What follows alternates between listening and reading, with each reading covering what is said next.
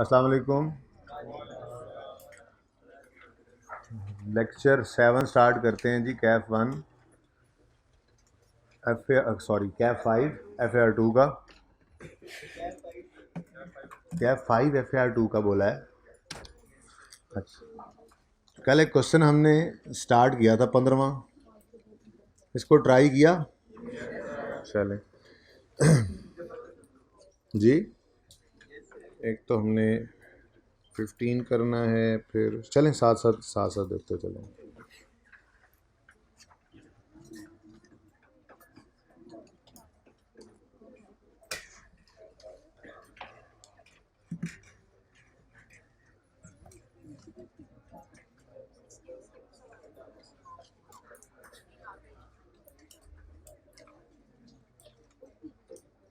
चलें जी शुरू करते हैं बात।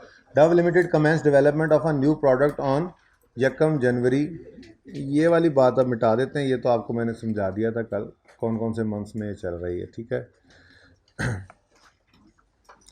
तो 1 जनवरी 2020 को कमेंस हुई है डेवलपमेंट, तो डेवलपमेंट किस दिन स्टार्ट हो रही है जी? 1 जनवरी 20 को।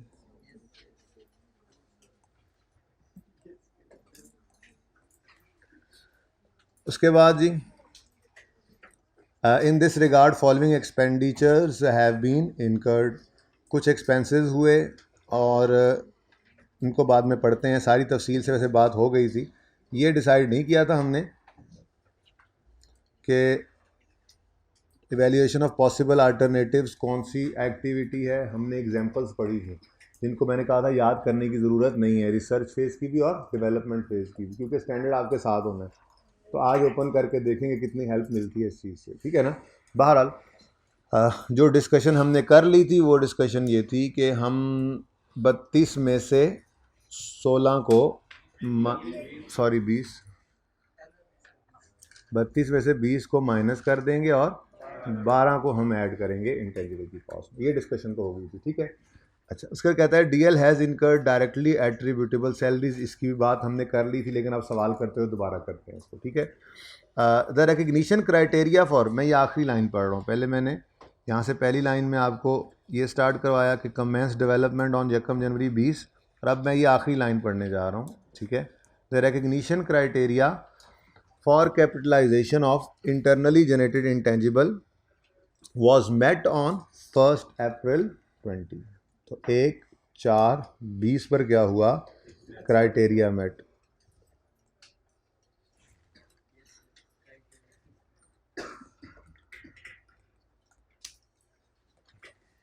इसका मतलब इससे पहले क्राइटेरिया मीट नहीं कर रहा था, ठीक हो गया। हाँ जी, उसके बाद commercial production was commence from 1 November 2020। तो 1 नवंबर 2020 को क्या हुआ? नवंबर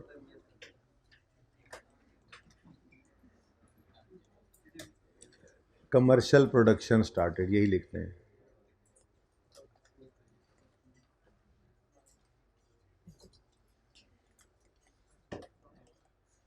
ठीक हो गया जी। अच्छा, उसके बाद अब जो जनवरी फरवरी मार्च के 3 महीने हैं, इन 3 महीनों के खर्चे डेवलपमेंट फेज़ के भी हुए तो एक्सपेंस आउट होते हैं, ठीक है। और अप्रैल मई जून जुलाई अगस्त सितंबर अक्टूबर नवंबर दिसंबर, यहाँ तक नवंबर तक कितने महीने, अक्टूबर तक कितने महीने बनते हैं? 7 महीनों के खर्चे आप कह रहे हो कि एक्सपेंस आउट नहीं करने, वो कैपिटलाइज करने हैं। चलो देखते हैं 7 महीने खर्चा हुआ कौन कौन सा। अच्छा जी, अब तरतीब से ज़रा शुरू करते हैं बात को। एक कॉपी और ओपन करते हैं और इसमें लेकर जाते हैं उसको हम एग्जाम्पल्स वाली जगह पर। ऐसे तो सारा दिन लग जाएगा। हाँ, ये कहीं एग्जाम्पल्स आ गए।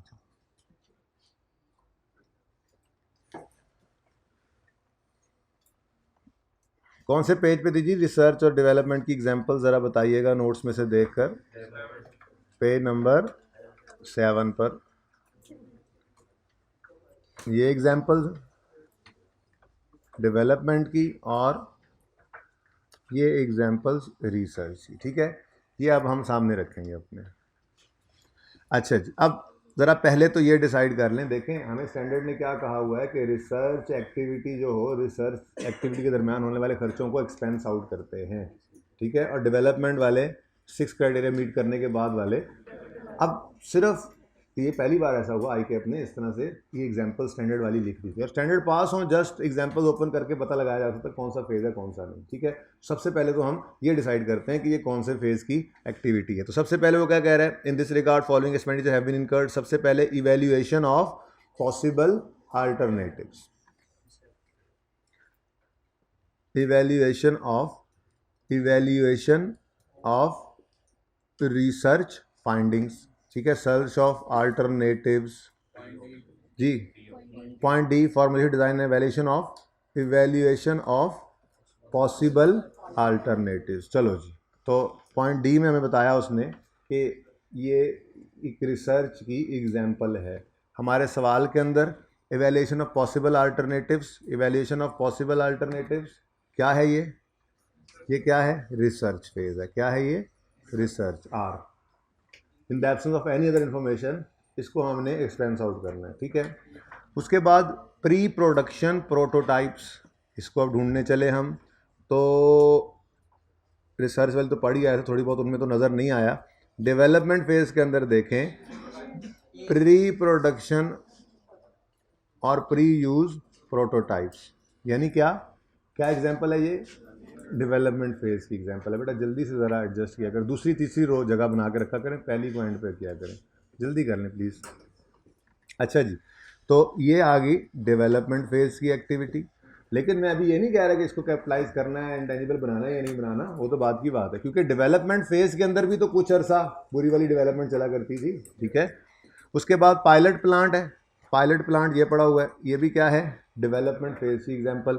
तो पैरा 57 के साथ एग्जांपल स्टैंडर्ड में गिवन थी, ठीक है, डेवलपमेंट फेज की, और पैरा 56 के साथ रिसर्च फेज की। स्टैंडर्ड ओपन करना है, डेवलप एग्जांपल सामने है, वहाँ से आपने देखकर आइडेंटिफाई कर लिया, ठीक है जी। तो ये भी डेवलपमेंट फेज है। अब वैसे तो रिसर्च फेज की एक्टिविटी 2 रुपये एक्सपेंस आउट होनी थी, ठीक है, और pre production prototype development phase में दाखिल हो गई है। इसका क्या करना था, असूली तौर पे तो इसको कैपिटलाइज करने या एक्सपेंस आउट करने से पहले 6 क्राइटेरिया मीट होने की डेट का पता होना चाहिए था, तो वो भी हमें पता लग गई, 1 अप्रैल को क्राइटेरिया मीट हो रहा, यानी इससे पहले पहले जितने खर्चे हुए हैं वो खर्चे एक्सपेंस आउट होने हैं, ठीक है। अब हम आकर देखते हैं, तो प्री प्रोडक्शन प्रोटोटाइप्स जो हैं वो फरवरी और मार्च के अंदर हुए हैं, इसलिए 2 रुपये भी एक्सपेंस आउट होने, एक्सपेंस, और 17 भी एक्सपेंस। मुश्किल करता सवाल को तो वो यूं कर देता कि फरवरी मार्च में जो खर्चा हुआ है क्राइटेरिया को वो 28 फरवरी को मीट करवा देता।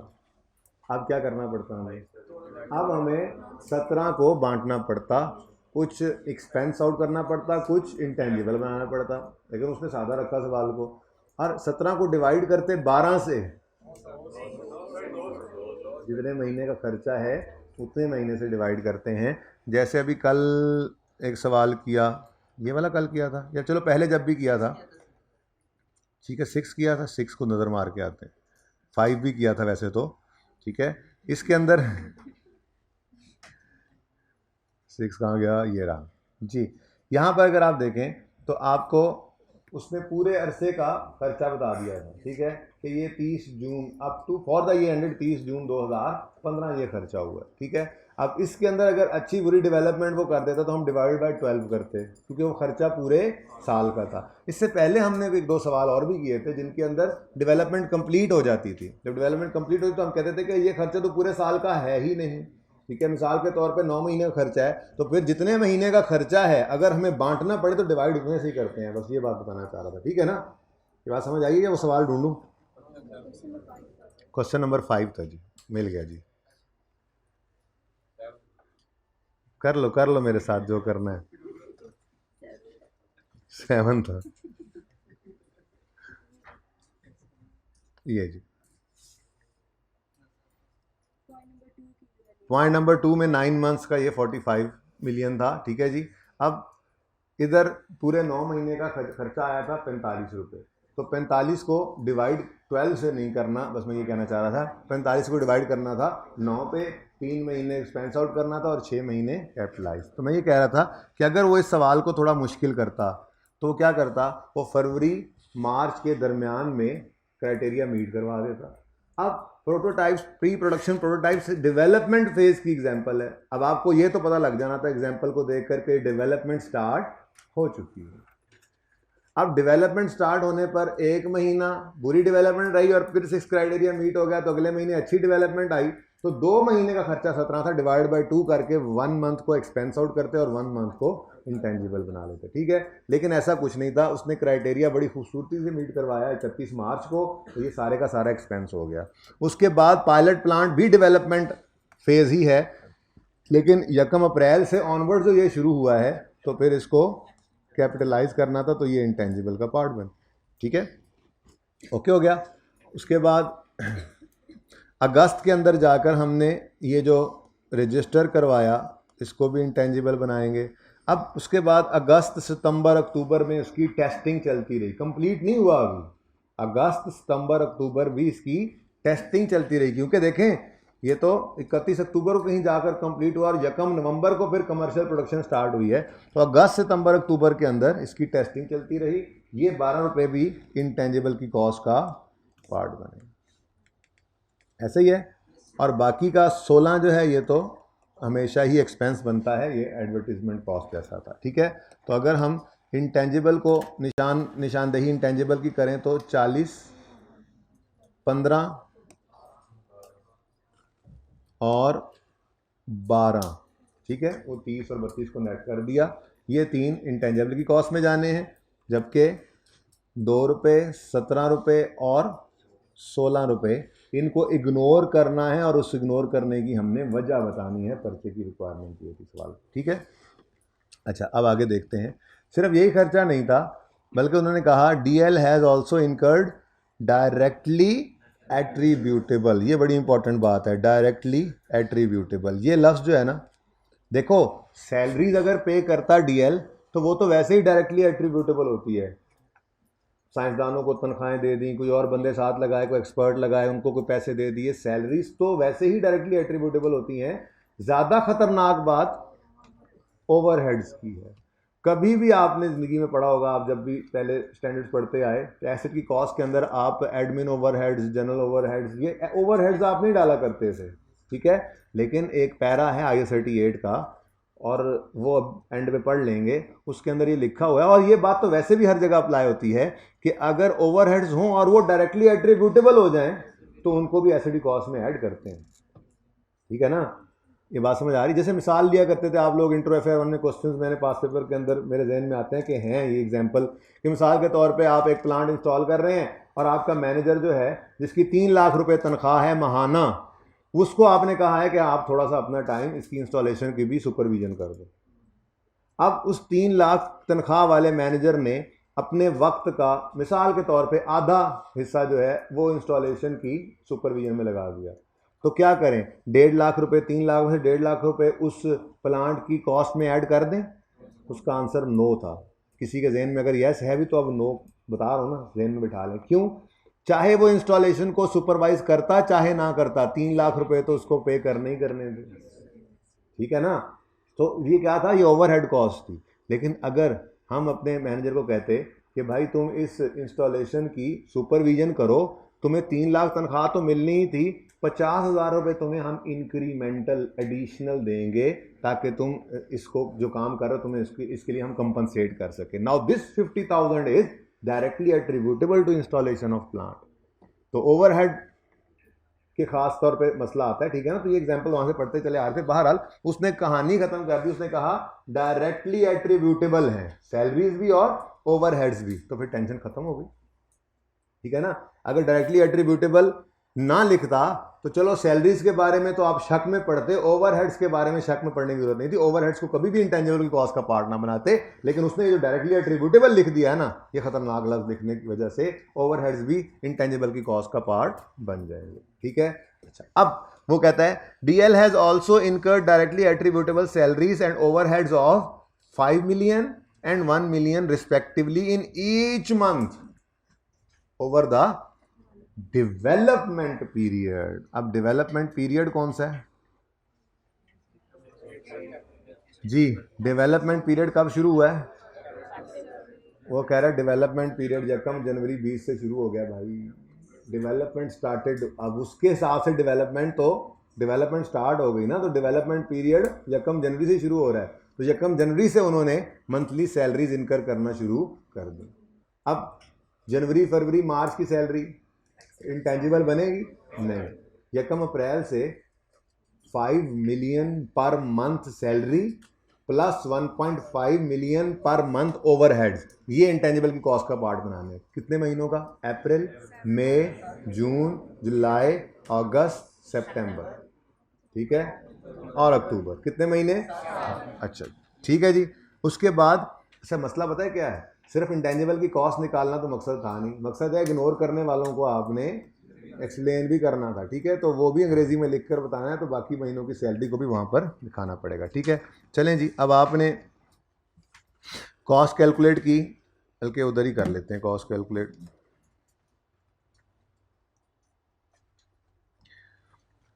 Compute the cost of new product for initial measurement. पहली बार जब ये इंटेंजिबल हमारे पास आया तो इसके अंदर क्या कुछ आएगा जी?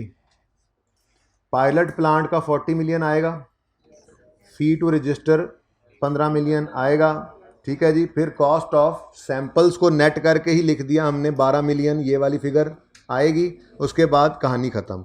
अब रहेगी सैलरीज और overheads. Salary per month 5 million, 7 महीने की इंटेंजिबल, और 1.5 मिलियन ओवरहेड्स हैं, ये भी पर मंथ फॉर 7 मंथ्स, ठीक है। कौन कौन सा महीना? अप्रैल से लेके अक्टूबर तक। मेरे ख्याल में पहले ये कर लेते हैं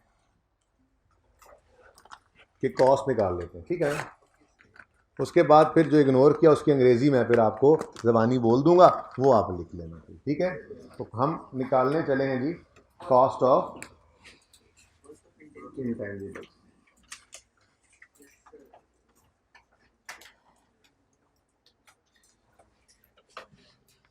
जी 40 मिलियन पायलट प्लांट, ऐसे ही लिखोगे तो फिर एक्सप्लेन करने की जरूरत नहीं ना पड़ेगी। कॉस्ट में ऐड कर रहे हैं तो ठीक है, कॉस्ट निकालने का उसने कहा था। तो पायलट प्लांट 40 मिलियन,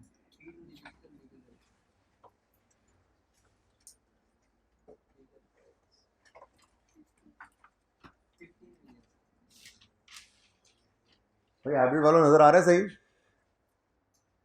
ये और बड़ा बड़ा करके लिखूं, सही है। उसके बाद कॉस्ट ऑफ मैन्युफैक्चरिंग सैंपल्स,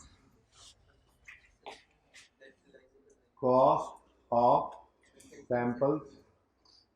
अब कॉस्ट पड़ी थी 30 रुपये, नहीं 32 रुपये कॉस्ट पड़ी थी, और सैंपल्स को बेचकर 20 रुपये आ रहे थे, तो 12 को इंटेंजिबल की कॉस्ट में ऐड कर दिया, ठीक हो गया। ये तो हो गया ऊपर वाले टेबल में से मामला। अब दो चीज़ें और हैं इसके अंदर, ठीक है। सैलरीज 7 महीने की पर मंथ 5-5 मिलियन, और ओवरहेड्स 1.5 मिलियन के पर मंथ आएंगे 7 महीनों के लिए। तो डायरेक्टली एट्रीब्यूटेबल सैलरी, बस लिख रहा हूँ सिर्फ सैलरी, डायरेक्टली एट्रीब्यूटेबल होना ज़रूरी है। Salaries 5 million into 7 month. कौन कौन से 7 मंथ्स हैं जी? अप्रैल टू अक्टूबर। कितना आता है? 35। उसके बाद ओवरहेड, क्योंकि डायरेक्टली एट्रीब्यूटेबल उसने लिखा हुआ है इसलिए इनको भी ऐड कर लें जी। 1.5 million into 7 month 10.5, April to October.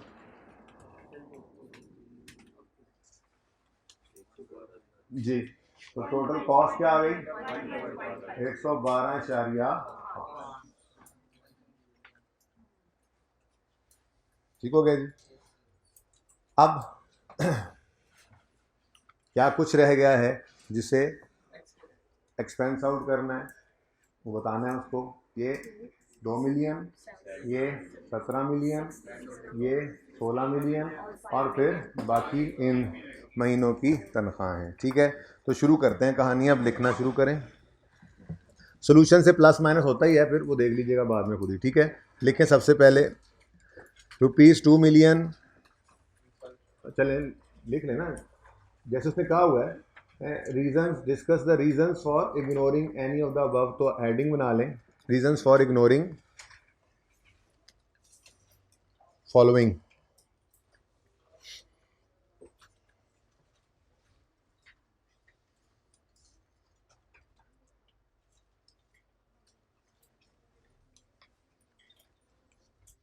जी शुरू करें लिखना। ₹2 million relates to evaluation of possible alternatives. ₹2 million relates to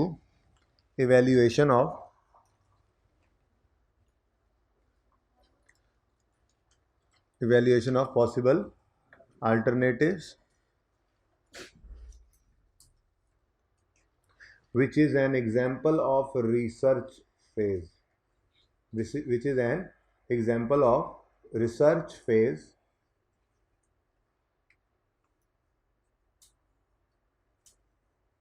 so it will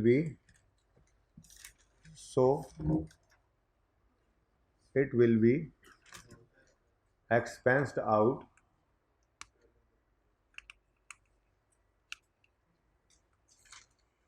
as per IS 38। ठीक है जी, क्योंकि IS 38 ने क्या कहा हुआ है कि रिसर्च फेज में होने वाले खर्चों को एक्सपेंस आउट करना होता है। एक पॉइंट ये हो गया। अगला पॉइंट पे है ₹17 million relating to pre-production prototypes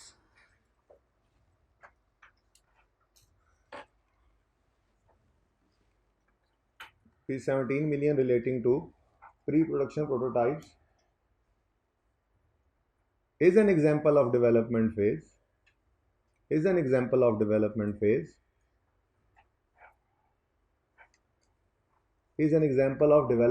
expense, ज़्यादा बेहतर हो जाएगा, is an example of development phase expense, but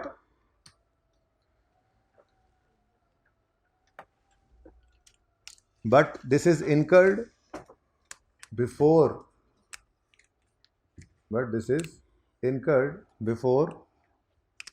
6 criteria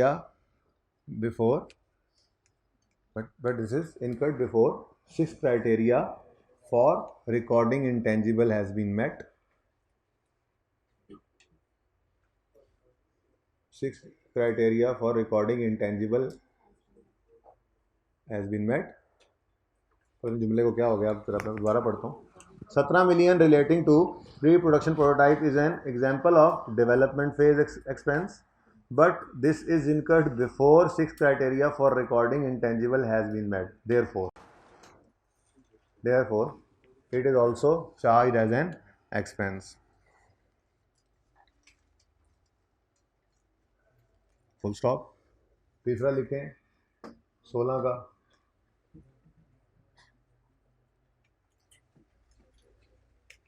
के बारे में लिखें brand building cost is an advertisement expense. Brand building cost of 16 million is an advertisement expense, and IS 38 prohibits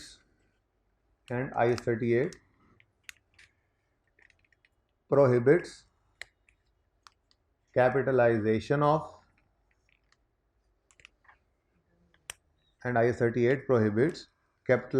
of advertisement costs।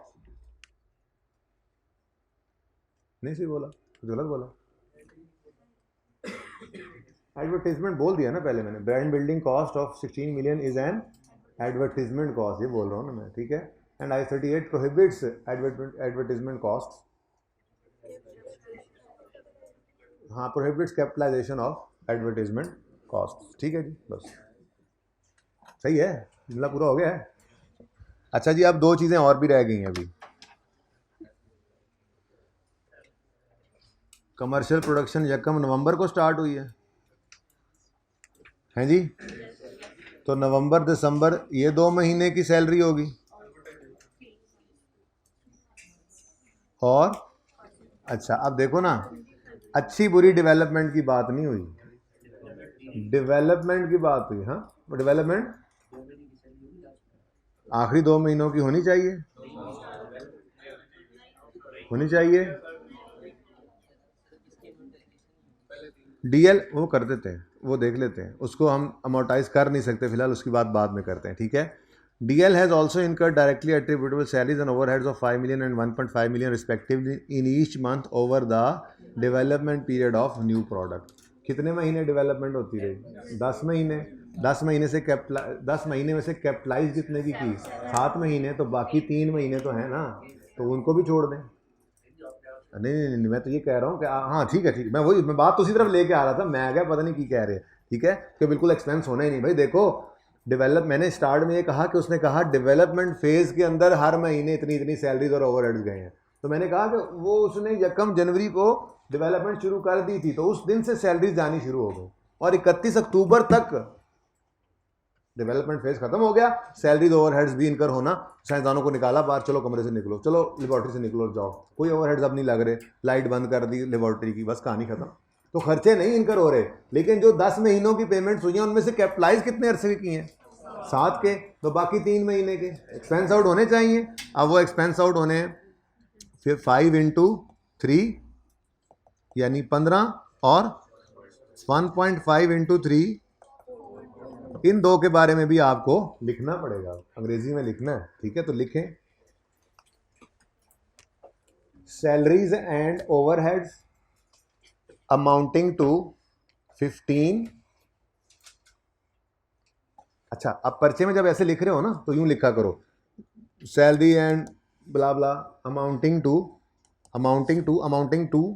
15, bracket में ऐसे कर दिया करो 5 into 3। पर्चे के अंदर आपने एक्सप्लेनेशन में इस तरह से लिखना है, ठीक है ना। अभी जो लिख रहे हो तो ऐसे लिखना, ठीक है ना। जो मैं बोल रहा हूँ लिखते लिखते जब मैं 15 बोलूँ तो ब्रैकेट में बताओ 15 कैसे निकला, ठीक है। ऐसे ही जब कभी आप एक्सप्लेनेशन का सवाल कर रहे हो, एक्सप्लेन कर रहे हो, अमोर्टाइजेशन बताने लगो, तो कहो जी अमोर्टाइजेशन ऑफ 10 मिलियन मिसाल के तौर पे, तो आगे ब्रैकेट में लिखो 100 डिवाइडेड बाय 10 करके मैंने ये 10 निकाला है। जो कैलकुलेशन हो छोटी सी आपने एक्सप्लेनेशन वाले सवाल के अंदर भी लिखनी है, ठीक है। तो क्या लिख रहे थे हम?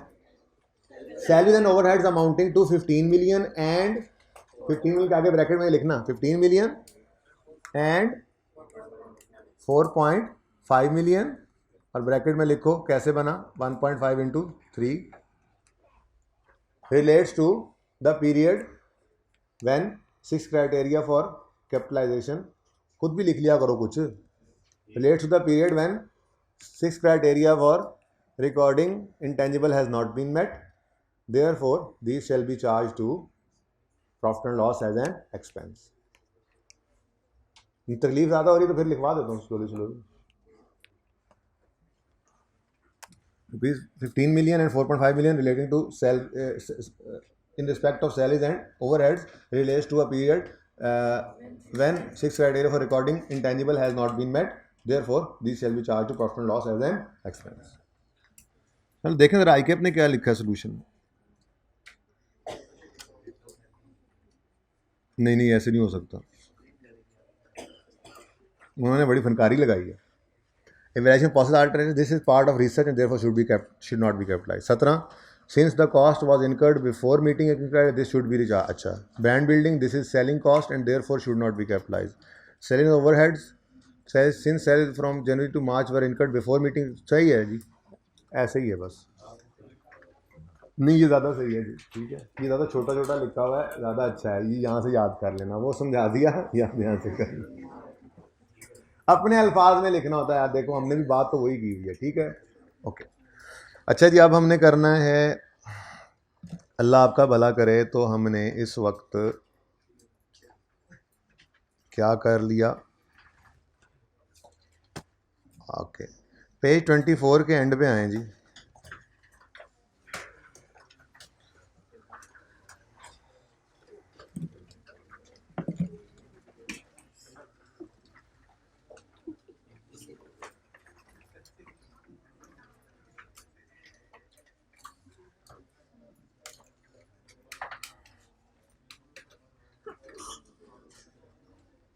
वही 24 के एंड पे जी पास पेपर 4 का पार्ट बी। किधर गया जी? पास पेपर 4 पार्ट बी, एक क्वेश्चन है आपके सामने ऑन यकम जनवरी। ज़रा पढ़ें, इसमें कोई नई चीज़ लगती है तो बताएं मुझे। ज़रा एक नज़र पढ़ लें सारे, ये लें यहाँ से पढ़ लें, अगर नीचे सर करने की तकलीफ़ महसूस हो रही है तो।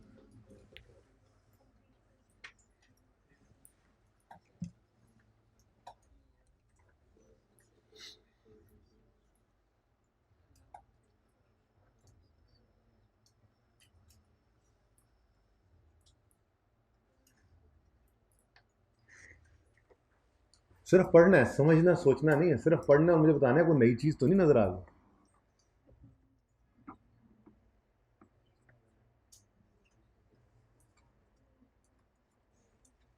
अभी तक नहीं पढ़ा, क्या हुआ है? वो जो कोक वालों ने सोचा था कि करेला कोला बनाएंगे, याद है पहले दिन?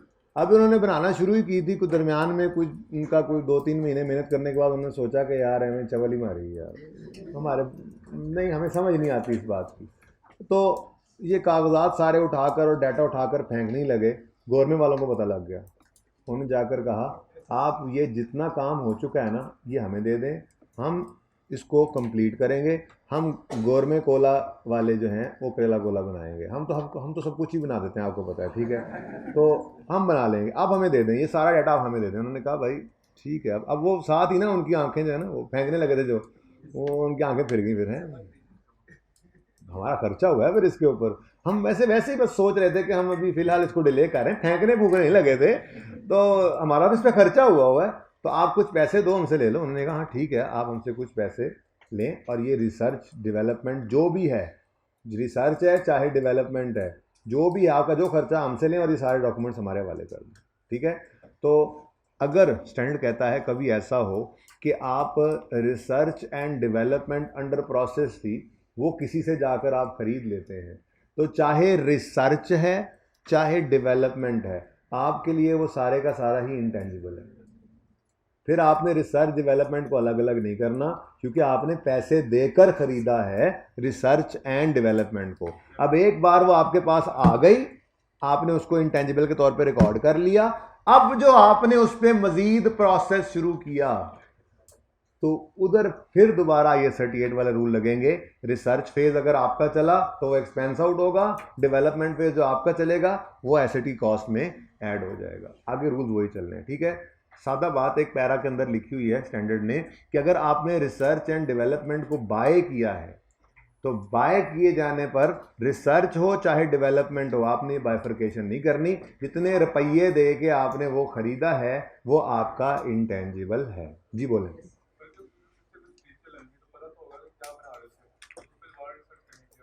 बेटा जरूरी नहीं है ना, उन्होंने क्यों छोड़ दिया? बेटा ये तो साइंसदानों से पूछने की जरूरत है ना।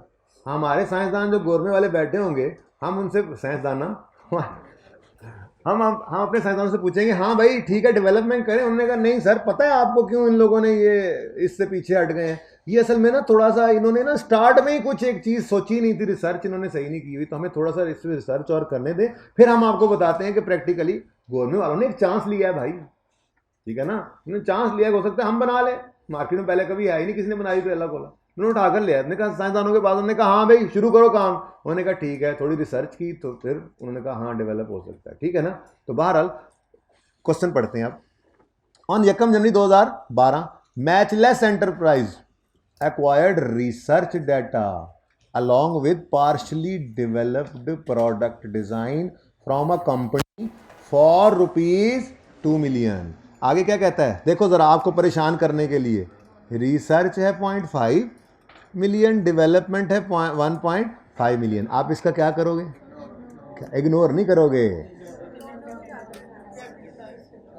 इग्नोर नहीं करोगे, सिरे से काट दोगे।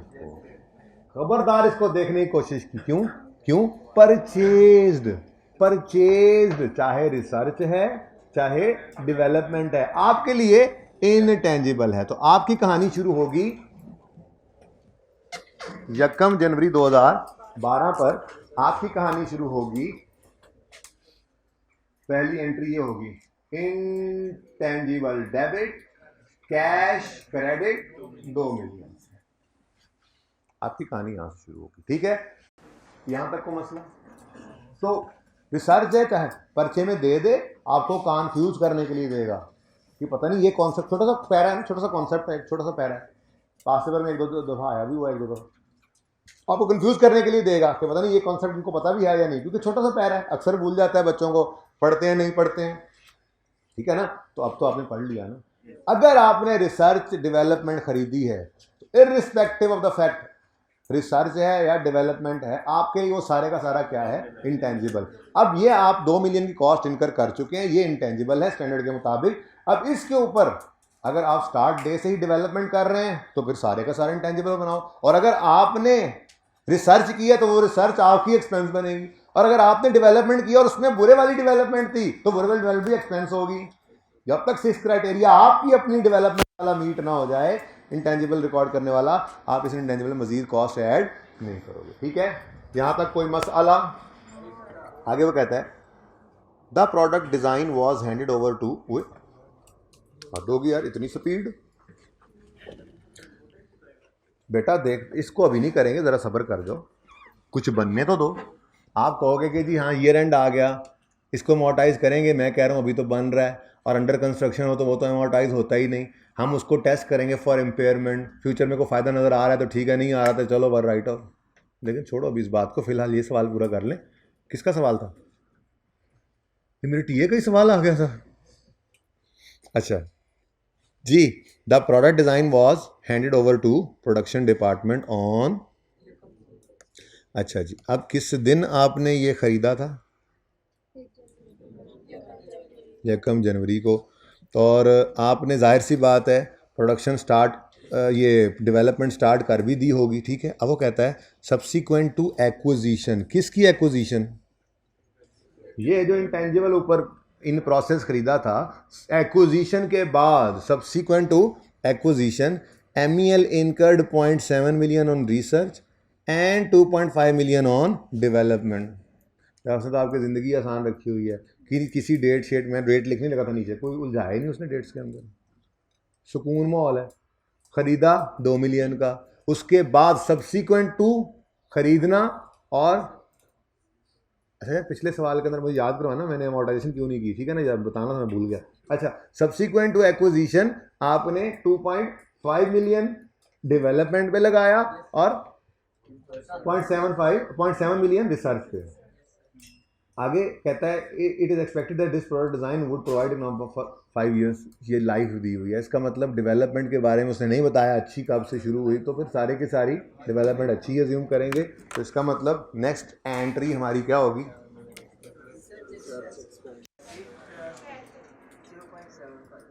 Research expense debit 0.7 million, development expense है। चुप कर जा यार, वो कह रहे हैं चुप कर जा, थोड़ा सा चुप करके बैठ, वो ये कह रहे हैं, ठीक है ना। हाँ वो कह रहे हैं कि भाई इधर आ जाए पढ़ा ले, इधर आ जाए मैं उधर आ जाऊँ। अच्छा चलिए यार, मेरे जैसे भी कोई बैठे होते हैं, इनको नहीं समझ आ रही होती तो उनको भी साथ लेके चलना है। हाँ भाई मैं लिख रहा था डेवलपमेंट एक्सपेंस, लिखूँ कुछ अरसा, कुछ अब दूसरा शुरू होगा, कुछ अरसा डेवलपमेंट बुरे वाली है नहीं, तो कुछ भी एक्सपेंस आउट नहीं होना, तो फिर सारे का सारा कामगी बल्ली कितना 2.5 और ठीक हो गया। अब इंटेंजिबल कंप्लीट हो गया, और इंटेंजिबल को हमने क्या कह रहा है, product design was handed over to production department on 1 November 12, यानी 1 नवंबर को हमने कहा प्रोडक्शन वालों को ये पकड़ो डिजाइन, ये पकड़ो फॉर्मूला, बनाना शुरू करो बोतलें, ठीक है। ये गूंज आती है यहाँ पे भाई इस क्लास में थोड़ी थोड़ी, ठीक है। अच्छा तो बनाना शुरू कर दिया उस फॉर्मूला से, उस डिज़ाइन से, प्रोडक्ट को जो बेचेंगे, तो इसका मतलब इंटेंजिबल तो कंप्लीट हो ही गया था ना, ठीक है। इसका मतलब 1 नवंबर से हमारा इंटेंजिबल इस्तेमाल होना शुरू हो गया, और इंटेंजिबल की लाइफ गिवन है 5 साल, तो फिर ये अमोर्टाइजेशन वाला है, इम्पेयरमेंट वाला नहीं है, ठीक है। अच्छा एक और काम थोड़ी देर में करता हूँ, वैसे ही वो बाद में कर लेते हैं, ज़रा देख लें, फिलहाल अमोर्टाइजेशन कर लें। amortization expense debit और accumulated amortization credit। ठीक है, तो यार ये राइटिंग छोटी ना, हाइब्रिड वालों सही नजर आ रहा है, गुजारा कर लो। चलो अब मैं मिटाता नहीं हूँ, अब मैं आइंदा ध्यान रखूंगा जी। हाइब्रिड में और टेंशन दे दी है मुझे, पहले थोड़ी सी टेंशन थी मुझे। 2 + 2.5 4.5 इंटेंजिबल हमारा बन चुका है पूरा। ठीक है, डिवाइडेड बाय 5, ये पूरे साल की अमोर्टाइजेशन आनी है। और नवंबर दिसंबर ईयर एंड क्या है, ईयर एंड कहीं बताया नहीं हुआ वैसे, लेकिन यकम जनवरी ऊपर से चल रहा हो, बहरहाल यकम जनवरी को शुरू हुआ, यकम नवंबर है तो फिर 31 दिसंबर तक की अमोर्टाइज कर देते हैं। ठीक है, इनटू पॉइंट, यहां तक को मसला है तो बताएं, इधर उधर का मसला। अच्छा, एक और काम हो सकता है जी, तो पहले भी बात की थी लेकिन फिर उस दिन नहीं इसको आगे बढ़ाया था। वो ये है कि हम जिस दिन ये इंटेंजिबल ख़रीद के लाए हैं, इस दिन कंप्लीट तो था नहीं, हम इसको CWIP कह सकते हैं, वर्क इन प्रोग्रेस है जो कैपिटलाइज होगा। मज़ीद खर्चा जो इस दिन हुआ CWIP ही हुआ। फिर ये कंप्लीट हुआ तो एक एडिशनल एंट्री कर लेते हैं। वो एडिशनल एंट्री क्या है जी, intangible capital work in progress से निकाल दो कितना, जितना पहुंच चुका है 2 + 2.5 यानी 4.5। ये क्रेडिट करो CWIP से और डेबिट कर दो। तो अगर कोई ये एंट्री एडिशनल करना चाहे तो मोस्ट वेलकम, या कहीं हुई भी नज़र आए तो उससे परेशान नहीं होगा। ठीक है, दूसरा काम भी ठीक है लेकिन ये टेक्निकली ज़्यादा साउंड बात है। हाँ, उसकी अमोर्टाइजेशन की बात भी कर ली, ये सही है।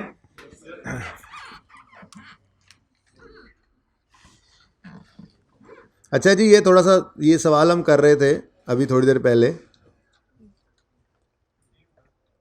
इसके अंदर अमोर्टाइजेशन की बात नहीं हो सकी। उसकी वजह ये थी कि हमें सवाल के अंदर यूजफुल लाइफ गिवन नहीं थी। ठीक है, लाइफ गिवन नहीं हो तो अमोर्टाइज नहीं कर सकते।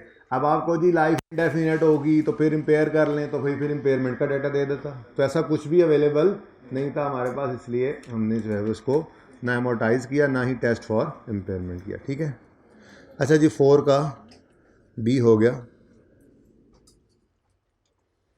कोई मसला है तो बताएं।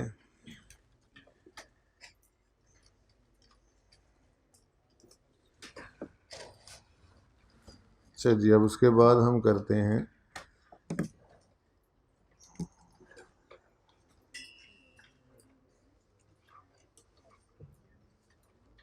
ठीक है, पेज 5 पे आ जाएं जी। इंटेंजिबल भी तो गवर्नमेंट ग्रांट के तौर पे दे सकती है। पुराने ज़मानों में तो हमें IS 20 जब पढ़ा था तो टेंजिबल एसेट्स ही गवर्नमेंट दिया करती थी, तो कभी ऐसा भी हो सकता है कि गवर्नमेंट हमें इंटेंजिबल ही दे दे।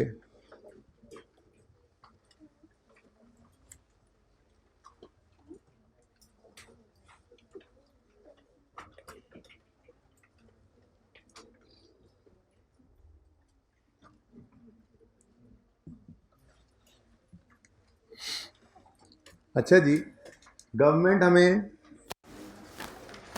इंटेंजिबल भी दे सकती है, मुफ्त भी दे सकती है, थोड़े से पैसे लेके भी।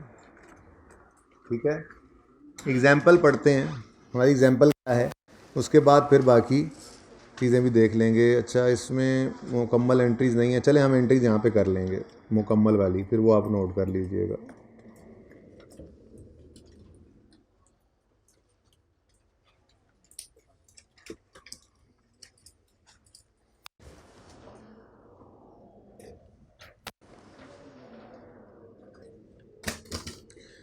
अच्छा जी, एग्जाम्पल है, government granted the entity an intangible asset, we paid a nominal amount of 2000, थोड़े से पैसे उन्होंने ले लिए। However fair value of intangible is 50,000। वैसे ना आपस की बात है, मैं अपने बच्चों की अगर बात करूं तो FR 1 के अंदर मैंने उनको ये एग्जाम्पल करवाई हुई है। और वो एग्जाम्पल में ना मैंने इंटेंजिबल को काट के टेंजिबल कर दिया था।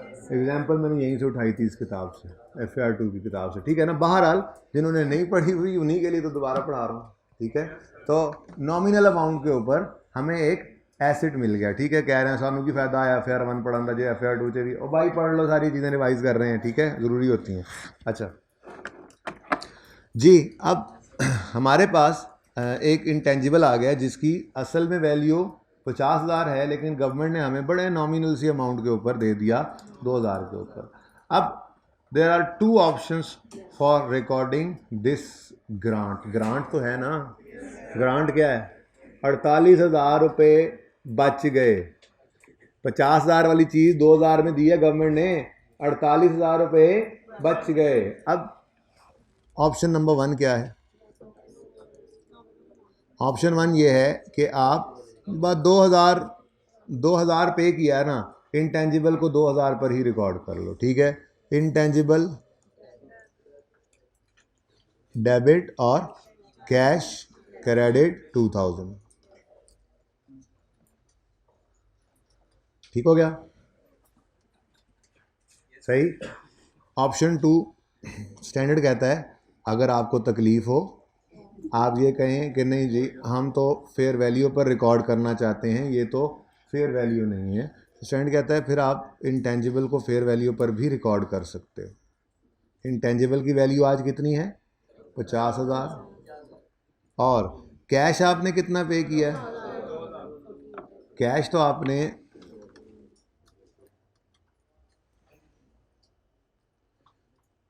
कैश आपने 2,000 रुपये पे किया है। अब बाकी 48,000 की आपको खुशी है ना, खुशी है ना। अब ये खुशी इनकम है, लेकिन इस इनकम को आज ही सारे का सारा रिकॉर्ड ना कर लीजिएगा।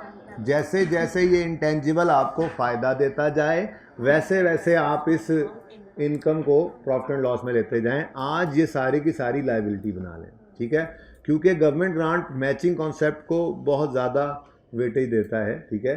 तो मैचिंग कॉन्सेप्ट क्या कहेगा अब कि इंटेंजिबल जो आया है, इस इंटेंजिबल एसेट है ना, एसेट की डेफिनेशन क्या पड़ी थी जिससे फ्यूचर में फ़ायदा आया आपको, इंक्रीज सेल हो जाए या डिक्रीज कॉस्ट हो जाए, याद आ रही है? पहले सिर्फ एग्जांपल पर वो डेफिनेशन पड़ी थी। तो एसेट ने फ्यूचर आने वाले सालों में फ़ायदा देना है। अब वो फ़ायदा कई साल पे अगर फैला हुआ है, तो ये जो आपको 48,000 का आप खुशियाँ महसूस कर रहे हैं, इस खुशी को भी आप उतने ही साल पर फैला दें जितने साल पर उस इंटेंजिबल से आने वाला फ़ायदा फैला हुआ है। तो आज डे 1 के ऊपर आप इसको डेफर्ड ग्रांट कह दें, डेफर्ड ग्रांट, ये लाइबिलिटी बना लें आज, ठीक है। अब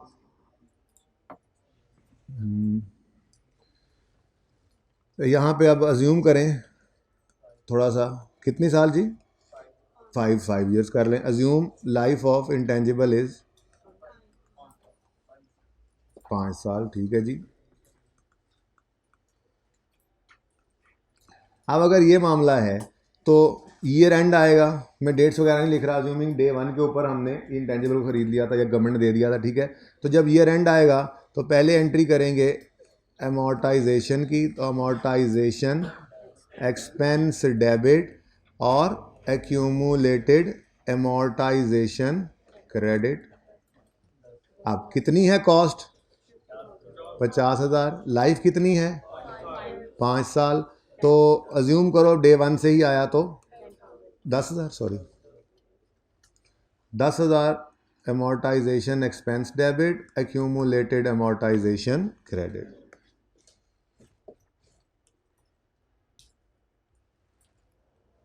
उसके बाद इसी सेम बेस के ऊपर ग्रांट को भी इनकम बना लो।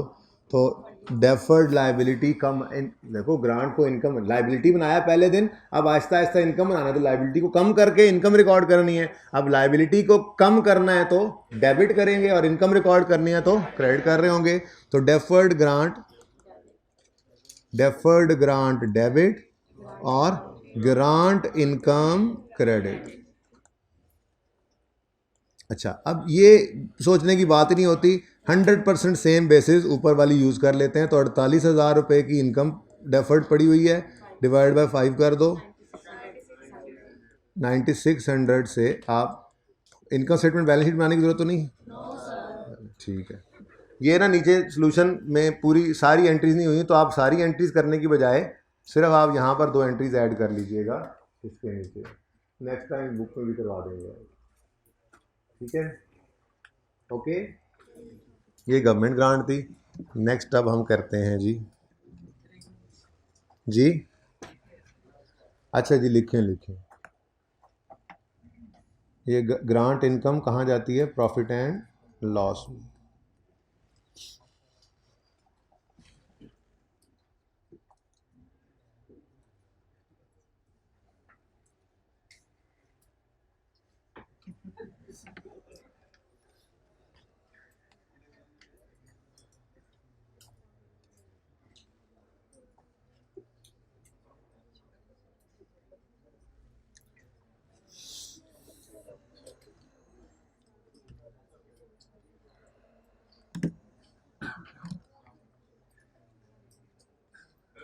जी बेटा, जो क्लास में कोई होंगे। नहीं नहीं, अभी तो 35 मिनट पड़े हैं लीगल वाले। नहीं किया क्या है यार आपने अभी तक? मैं बिल्कुल नहीं करूँगा। मैं वैसे भी इंशाल्लाह मैंने नियत कर ली है, बहुत कोशिश होगी कि 5 मिनट से ज़्यादा ऊपर नीचे ना हो। आज 5 मिनट बाद आ गया था क्लास में, ठीक है ना, चल के। नहीं नहीं, इंशाल्लाह टाइम पे आया करूँगा, वो भी इंशाल्लाह टाइम पे होगी। ओके, डन हो गया। कभी आप हफ्ते 10 दिन में एक आध बार हो जाए तो माफ़ी मिल जाएगी ना। अगर हफ्ते 10 दिन में रोज़ टाइम पे हो एक आध, तुम तो मुझे कभी ज़िंदगी में माफ़ नहीं करते हो। अच्छा जी, आसान आसान काम है, थोड़े से करते रहें ज़रा। एंड पे मैं लिख दूंगा क्या कुछ किया। याद है आपको एक्सचेंज ऑफ एसेट्स? IS 16 के अंदर एक्सचेंज ऑफ एसेट्स याद है? वही एक्सचेंज ऑफ एसेट्स ज़रा रिवाइज कर लेते हैं। उसके बाद फिर थोड़ी सी थ्योरी पढ़ते हैं और उसके बाद फिर एक पास पेपर शुरू कर देंगे, ख़त्म कल करेंगे। ठीक है,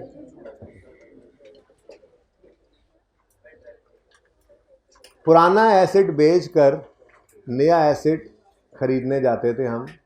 वो बेचने की बजाय हम उसकी कॉस्ट को, उसकी वैल्यू को एडजस्ट करवा देते थे नए वाले की कॉस्ट में।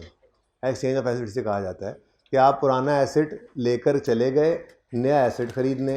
नया एसेट आपने ख़रीदा, पुराने को भी वहीं दुकानदार के काउंटर पे रख के कहा इसका क्या लगाते हो। उसने कुछ एक कीमत आपके पुराने एसेट की लगा दी। इसको एक्सचेंज अलाउंस या ट्रेडिंग अलाउंस कहा जाता है। वो पैसे आपके नए एसेट की कॉस्ट में से एडजस्ट हो गए, उतने पैसे आपको कम देने पड़े। इसको कहा जाता था एक्सचेंज की ट्रांजैक्शन। ठीक है जी, एक्सचेंज की ट्रांजैक्शन तो याद करवाना इतना ज़्यादा इंपॉर्टेंट नहीं था जितना ज़्यादा इंपॉर्टेंट एक्सचेंज की ट्रांजैक्शन के अंदर नए एसेट की कॉस्ट डिटरमिन करने के लिए 3-4 सिनेरियोज जो हमने पढ़े थे उसको रिवाइज कराना ज़रूरी था। ठीक है, मिसाल के तौर पे मिसाल से ही बात करते हैं।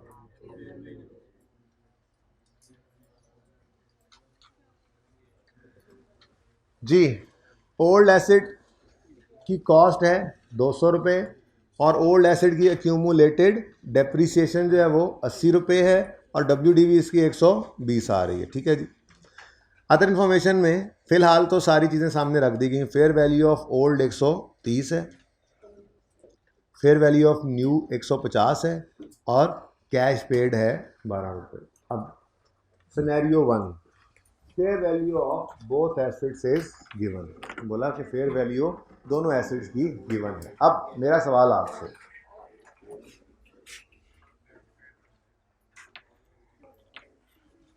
ये नया मार्कर पकड़ो। ठीक है जी, मैं इससे ये नया मार्कर खरीदने गया, अपना पुराना मार्कर साथ ले गया। ठीक है जी, मैंने जाके इसे कहा कि मुझे ये नया मार्कर चाहिए। इसने कहा ये नए मार्कर की कीमत है 150 रुपये। नए मार्कर की कीमत कितनी है? 150 रुपये। तो मैंने कहा अच्छा, मैं अपना पुराना मार्कर भी यहाँ पर रख कर जाना चाहता हूँ। ठीक है, इसने कहा तो इसकी कीमत मार्केट में क्या है? मैंने कहा इसकी कीमत मार्केट में है 130 रुपये। अब इसने कहा ठीक है, आप ये 130 रुपये वाला मार्कर मुझे दे दें और 12 रुपये मज़ीद और पकड़ा दें। आप उस्ताद हैं मेरे, अब क्या अच्छा नहीं लगता, और ये नया मार्कर आप ले गए। अब मुझे ये नया मार्कर 150 में पड़ा। Am I right? I am absolutely wrong, बल्कि वरॉन्ग। क्यों? मैंने पुराना मार्कर जो भाई साहब के हवाले किया वो 130 रुपये, मुबलिग 130 रुपये सिक्का राइजुल वक्त का था। मैंने पल्ले से इस मार्कर के साथ 12 रुपये पे किए, तो मुझे 130 जमा 12, ये मार्कर, नया मार्कर 100, मेरा गया क्या इसको खरीदने में? एक पुराना 130 वाला मार्कर और एक 12 रुपये का कैश, तो मेरा तो 142 लगा इस मार्कर को लेने के लिए। तो ये नए मार्कर की कॉस्ट मेरी नज़रों में 142 है। ठीक है, चाहे मार्केट में 150 का है, 160 का, 140 का, 130 का है, ये मार्कर 130, ये मार्कर, इससे पूछा फेयर वैल्यू क्या है, मैंने कहा जी 135 रुपये। मैंने कहा अच्छा पुराना रख लो और दे दो। अब ये नाफरमान बच्चा कहने लगा ठीक है, आपके वाले की 130 वैल्यू है, ये भी रखो और 12 रुपये भी इधर रख दो। मैंने कहा यार क्या कर रहे हो? मैंने कहा सर नहीं चाहिए तो ठीक है वापस करें। अब पता है इसको कि ये मार्कर मुझे जो पसंद है मिलना इसी से ही है, बार्गेन कर सकता है वो। तो 135 का मार्कर भी अगर ये होता मिसाल के तौर पे, और मैं इसको अपना पुराना मार्कर पकड़ाता 130 का और 12 रुपये पकड़ाता, तो मुझे 135 वाला भी कितने में पड़ रहा होता? 142 का। तो 135 मेरे लिए रेलेवेंट नहीं था। इसका मतलब ये हुआ कि अगर सवाल के अंदर, एक्सचेंज की ट्रांजैक्शन में सवाल के अंदर पुराने एसेट की फेयर वैल्यू गिवन हो, तो हम नए की कॉस्ट को कैलकुलेट करने के लिए पुराने की फेयर वैल्यू प्लस कैश जो अगर पे करें तो, और माइनस कैश अगर रिसीव करें तो, ये हम रिकॉर्ड करते हैं। ठीक है ना, सिंपल रखता हूँ प्लस कैश। ठीक है, तो मुझे नया एसेट कितने में पड़ा? 150 में। उसकी फेयर वैल्यू 150 थी, उसकी फेयर वैल्यू 150 हो चाहे 130 हो, अगर पुराने की नए की फेयर वैल्यू इररेलेवेंट हो जाती है अगर पुराने की फेयर वैल्यू हमें गिवन हो, क्योंकि दरअसल जो हमने खोया नए एसेट को पाने के लिए वो क्या है? पुराना एसेट प्लस कैश। ठीक है, तो अगर सवाल के अंदर फेयर वैल्यू दे दी जाए दोनों की, या चाहे सिर्फ ओल्ड की दे दी जाए, हमें तो न्यू की फेयर वैल्यू से कुछ लेना देना होता ही नहीं है। सबसे पहला नंबर किसका है? पुराने एसेट की फेयर वैल्यू का। अगर वो सवाल में गिवन हो हम उसको गले से लगाएंगे, उससे कहेंगे कि तुम प्लस कैश, ये हमारे नए एसेट की कीमत। ठीक है, तो सिनेरियो 1 यहाँ पे कर लेते हैं। सिनेरियो 1, बस सिनेरियो 1 तो छोटा छोटा करके लिखने दो जी। उसके बाद सिनेरियो 1 लिखा हुआ है हाइब्रिड वालों के, इतने तुम सगे, मुझे पता है उनका जी। एक्सचेंज की ट्रांजैक्शन है, डबल एंट्री पहले लिखते हैं। एक्यूमुलेटेड डेप्रिसिएशन, जाहिर सी बात है ओल्ड लिखने की जरूरत नहीं है, ये तो ओल्ड की होनी है ना, ये डेबिट। और एसिड का कोई नाम से हम लिखा हुआ सवाल में, एसिड क्रेडिट, और ये एसिड क्रेडिट होगा ओल्ड कॉस्ट, ओल्ड की कॉस्ट से। ठीक हो गया। उसके बाद ये एक्सचेंज की ट्रांजैक्शन है। अगर डिस्पोजल का सिंपल हम कहते जी कैश आ गया, यहाँ कैश आता नहीं है, उल्टा जाता है। ठीक है ना, तो कैश पे हो रहा है ना, 12 रुपये पे किए। बहरहाल फिलहाल तो नया एसेट इस ट्रांजैक्शन के अंदर आया भी है, एसेट न्यू की कॉस्ट। अब ये है असल कहानी जिसको रिवाइज करवा रहा हूँ। ठीक है, ओके।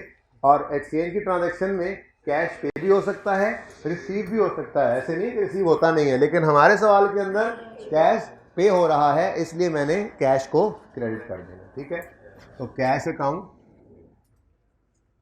क्रेडिट हो गया। बस डाटा लिखना है, अब कहानी खत्म। ठीक है, लेकिन इंपॉर्टेंट क्या है? नए की कॉस्ट डिटरमिन करना। तो शुरू करते हैं जी। फेयर वैल्यू ऑफ ओल्ड 130 है। अगर ये नज़र आ गई है, क्योंकि सिनेरियो 1 में क्या कह रहे हैं, न्यू एसेट की कॉस्ट निकालनी है। मैं तो पूरी एंट्री करवा रहा हूँ ना, रिक्वायर्ड इस सवाल के अंदर सिर्फ न्यू की कॉस्ट निकालना था, मैं पूरी एंट्री कर रहा हूँ। ठीक है ना। अच्छा, न्यू की कॉस्ट निकालो कब? अगर फेयर वैल्यू दोनों गिवन है। दोनों की गिवन है तो हमें किसकी चाहिए? हमने सिर्फ ओल्ड को पकड़ लेना। ठीक है, अगर बोथ गिवन भी है तो हमने न्यू को इग्नोर कर देना। ठीक हो गया, ओके, बस कर दे यार।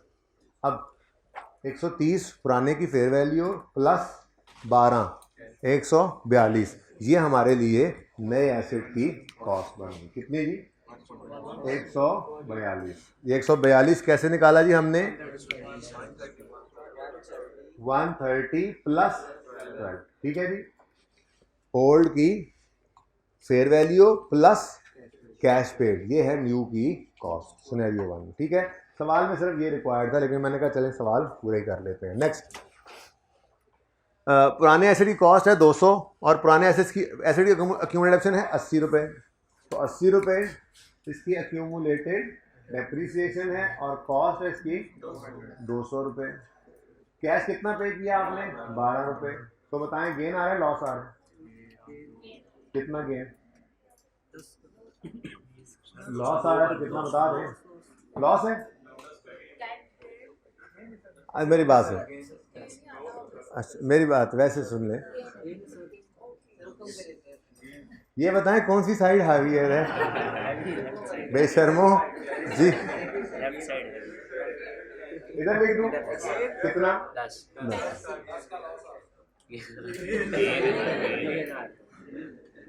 शुक्र है मैं रिवाइज करवा रहा हूँ, ये हालात हैं FR 1 पढ़ के आने वालों के। Intro plus FR 2। भाई 80 और 142 कितना बनता है? 222। और इधर पड़ा है 212। 212 में से 222 निकालेंगे तो 10 इसी तरफ ही आएगा। तो गेन कहाँ जाएगा? Profit and loss. वैसे वही बस कॉस्ट निकाल के जान छुड़ा लेता अच्छा था। अच्छा चले कोई नहीं, अब तो एंट्रीज करवानी। सिनेरियो 2 पे जाते हैं अब। सिनेरियो पहले फटाफट मैं एंट्री लिख लूँ। Accumulated depreciation, asset, new asset, old cost यानी और कैश जी। सेकंड सिनेरियो में कहता है कैलकुलेट करो cost if fair value of only new asset is given. अगर पुराने की फेयर वैल्यू है ही नहीं तो फिर हमारे लिए न्यू की कॉस्ट उसकी फेयर वैल्यू ही बनेगी, ठीक है। तो नए की फेयर वैल्यू कितनी है? 150 बस जी। उसके बाद 12 रुपये पे कर रहे हो आप? कर रहे हो ना, 12 तो पे करना ही है, ट्रांजैक्शन पूरी तभी होगी, ठीक है। वो तो हमें अपने पुराने एसेट की फेयर वैल्यू नहीं गिवन है, इसलिए हम यही कहेंगे हमें 150 में ही पड़ा। हम कैसे कह सकते हैं पुराने की वैल्यू इतनी प्लस कैश में पड़ा? पुराने की वैल्यू बस दे दिया हमने उसको, कोई ट्रेडिंग अलाउंस हमने डाल दिया होगा उसमें, ठीक है। हमें तो 150 ही पता था कि 150 नए की वैल्यू है। उन्होंने कहा 150 का है जी ये, हमने कहा अच्छा ठीक है जी 150 में ही हमें पड़ा ये। पुराने की कॉस्ट 200 दी और एक्यूमुलेटेड डेप्रिसिएशन 80 थी। गेन बढ़ गया,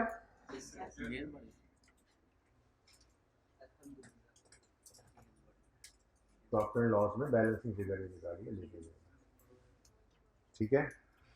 हाँ सही कह रहे थे वैसे। चलो सिनेरियो 3 यहाँ पे कर रहे हैं। कोई गिर गया?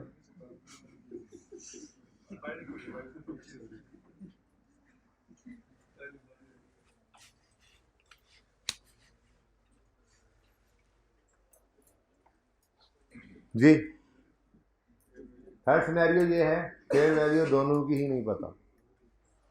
नहीं पता का मतलब ये आपको ही, हमें तो पता है आपको सवाल में नहीं देगा, ठीक है ना। ये सिचुएशन हो, फेयर वैल्यू दोनों की गिवन ही नहीं है। आप क्या करें? हमारे पास एक हल तो है, एक चीज़ तो हमारे पास है, उस किताबों के अंदर पड़ी, हमारी किताबों के अंदर पड़ी हुई उस एसेट की वैल्यू जिसे हम बुक वैल्यू, वो तो पड़ी है ना। तो बस फिर आखिरी काम ये हो सकता है कि अगर पुराने की फेयर वैल्यू भी नहीं है, नए की फेयर वैल्यू भी नहीं है, तो पुराने की बुक वैल्यू हमारी किताबों के हिसाब से जी ये 120 रुपये का है प्लस कैश पेड, और 12 हमने ऊपर दे दिया तो हमें कितने में पड़ गया? 132 में। मजबूरी के दर्जे में हमें पता ही नहीं है ना। इसके बाद गए मार्केट कितने का पता नहीं, मैंने कहा वाले मार्केट की क्या फेयर वैल्यू, हमने कहा पता नहीं। ठीक है, कहा ऐसे सर आपको कुछ पता भी है? मैंने कहा हाँ ये पता है कि किताबों के अंदर ये 120 में नज़र आ रहा है। मैंने कहा ठीक है आपने मुझे 12 रुपये देने हैं, तो फिर अब मेरे हिसाब से तो उसकी वैल्यू 120 ही थी ना, 120 पुराने मार्केट की वैल्यू 120 ही थी ना। और मैंने जो नया ख़रीदा मुझे अब वो नया कितने में पड़ा, मेरे हिसाब, मेरी किताबों की वैल्यू कोई और ना बताए तो मैं अपनी किताबों वाली वैल्यू को ही कहूंगा ना, ये मेरे हिसाब से इस एसिड की कीमत ये है, ठीक है। तो 120 रुपये जमा 12, इतने में मुझे नया एसिड पड़ गया, बांधा नहीं हुआ। Accumulated appreciation debit, acid debit new की कॉस्ट से, एसिड क्रेडिट होगा ओल्ड की कॉस्ट से, और कैश भी पे कर रहे हैं, ठीक है। अब पुराने की कॉस्ट 200, पुराने की एक्यूमुलेटेड डेप्रिसिएशन 80, 12 रुपये आपने पे किए। लड़ाई कहाँ पे है, लड़ाई है एसिड, नए एसिड की कॉस्ट कैलकुलेट करने पे। ना तो 150 ही गिवन है कि मैं कहूँ 150 में पड़ा, ना ही पुराने की फेयर वैल्यू गिवन है, पहले सवाल की तरह 130 के मैं 130 जमा 12 पे देखूँ, तो फिर मजबूरन 120 तो पता है ना, बुक वैल्यू तो होती ही होती है हमारे पास। तो मैंने कहा कि ये 120 जमा 12 132 पर पड़ गया। जी बिल्कुल, इस ट्रांजेक्शन के अंदर ना कोई गेन आता है ना लॉस आता है। अकाउंटेंट्स इसको कहते हैं this transaction lacks commercial substance, this transaction lacks commercial substance, ठीक है। मतलब ये क्या नाम है तुम्हारा, उमर के पास एक 125 है, सो रहा था, मैंने कहा जगा दूँ, ठीक है। उमर के पास एक 125 है ब्लैक कलर का, और हमजा के पास 125 है रेड कलर का, ठीक है। अब इन दोनों ने आपस में डिसाइड किया कि हम ये बदल लेते हैं, ठीक है। अगले दिन इन्होंने, इसने अपना ब्लैक 125 हमजा को दे दिया, हमजा ने अपना रेड 125 उमर को दे दिया, ठीक है। ना कोई पैसे दिए ना लिए। कभी ऐसा हो सकता है 150 माइलेज की वजह से ऊपर नीचे पैसे दे भी दें, लेकिन बहरहाल फिलहाल कोई पैसे नहीं दिए। तो मैंने इनसे पूछा, बल्कि इसने इनसे पूछा, दानियाल ने, ये क्यों बदला। मैंने कहा रोब शोब डालना होता है बच्चों को कि रोज़ नए मोटरसाइकिल करते हैं। यही है ना, 2 मोटरसाइकिल हैं, इसका मतलब कि दोनों में से किसी एक पार्टी को कोई नफ़ा कोई नुकसान, इस ट्रांजेक्शन में कोई कमर्शियल सब्सटेंस ही नहीं था, गुड्स विद गुड्स बदल नहीं। तो ये तो ऐसे ही हुआ ना। आपको देखो इस ट्रांजेक्शन के अंदर क्या हुआ है, पुराना एसिड गया नया आ गया, कोई फ़ायदा नहीं हुआ कोई नुकसान नहीं हुआ। तो ऐसी ट्रांजेक्शन्स के बारे में कहा जाता है these transactions lack commercial substance, ठीक है। एक कंपनी ट्रांसपोर्ट कंपनी है, ठीक है, और वो दूसरी ट्रांसपोर्ट कंपनी से कहती है कि हम जो ट्रक डिलीवरी के लिए भेजते रहते हैं, ठीक है, वो ऐसा है कि हमारे पास जो है वो 20 ट्रक्स का एक फ्लीट है, तुम्हारे पास ही 20 का है, रंग शंग ज़रा मुख्तलिफ है, नस्ल मुख्तलिफ है। तो ऐसा करो तुम अपने ट्रक हमारे पास भेज दो, हमारे ट्रक जो है वो तुम्हें हम भेज देते हैं, एक जैसे ही ट्रक्स हैं। दुनिया में बड़ा आरोप पड़ेगा, देखो यार इनके पास वो ट्रक ही ट्रक है, पहले कुछ और 20 ट्रक वो थे, अब आज और हो गए, तो बड़ी ज़बरदस्त पार्टी है, ठीक है। तो क्या कर रहे हैं वो लोग, गुड्स विद गुड्स बदल रहे हैं। कोई ट्रांजैक्शन के अंदर कमर्शियल सब्सटेंस है ही नहीं, कोई नफ़ा कोई नुकसान है ही नहीं। पहली दोनों ट्रांजैक्शन में था, इसमें नहीं है जी। कैश पे कर भी देते हैं कभी कभार यार, कैश पे कर देते हैं, वही तो कह रहा हूँ कि थोड़ा बहुत कैश हम पे करते भी हैं, तो किस लिए कि उसके मोटरसाइकिल की हालत थोड़ी ज़्यादा ख़राब है, उमर वाले मोटरसाइकिल से जाग के बैठना, ठीक है। उमर उठा कहाँ हूँ, वहाँ के तुम्हारी बता रही है तुम कैसे उठे हो जी। तो समझ आ गई बात की, बच्चे कह रहे जान छाड़ दो, बस आ गई समझ, ठीक है जी। ये ज़रा पढ़ लें आप इसको, यहाँ से ये अंग्रेज़ी लिखी हुई थी, इफ फेयर वैल्यू ऑफ, अब अंग्रेजी पढ़ लें ज़रा भाई, छुट्टी नहीं, अभी छुट्टी के अंदर अल्हम्दुलिल्लाह 20 मिनट पढ़े, 18 17 सही यार, 17 पूरे ही करूँगा, एक ऊपर नहीं करूँगा टाइम इंशाल्लाह जी।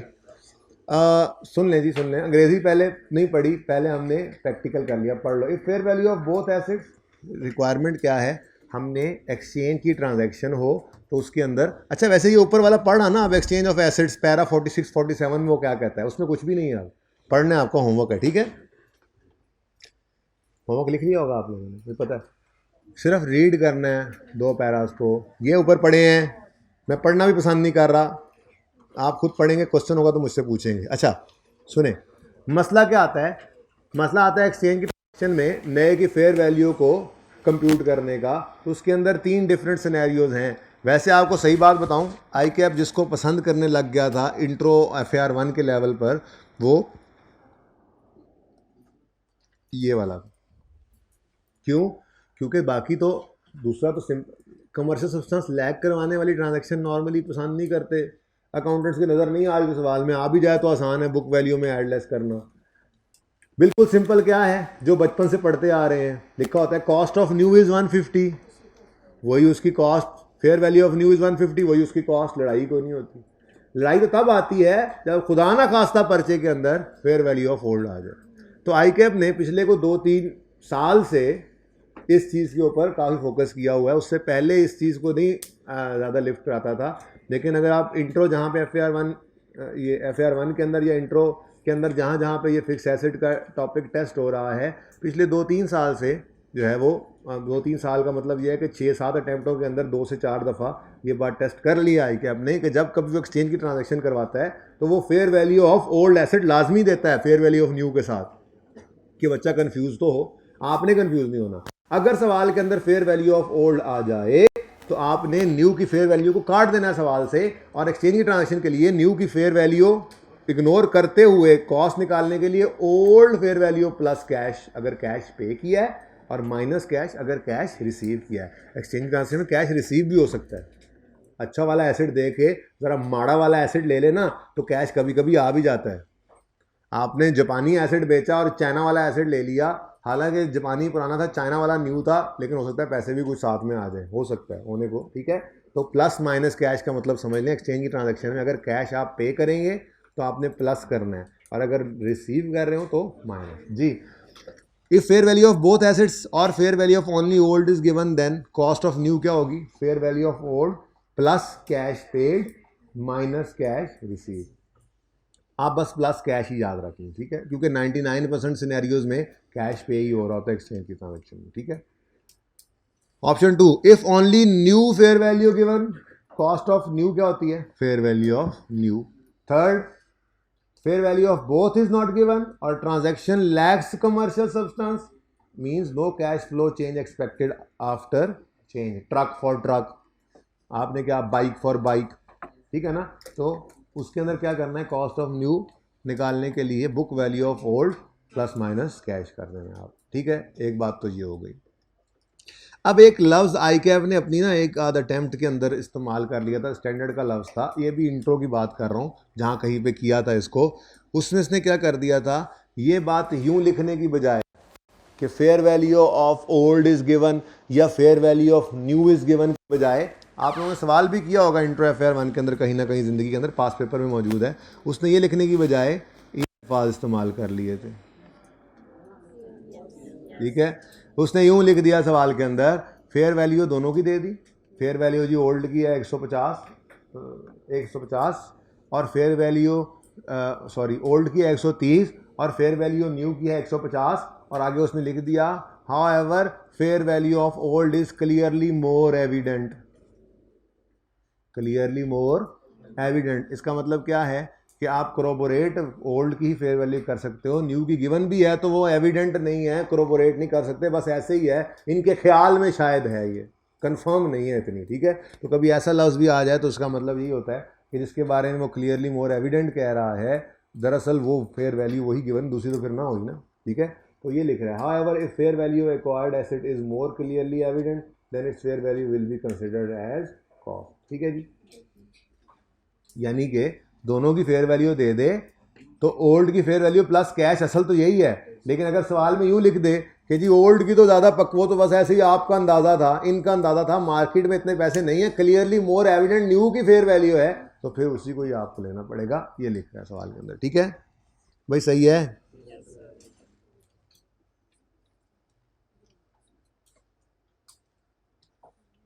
अच्छा जी, ठीक हो गया जी। उसके बाद क्या करेंगे आज हम,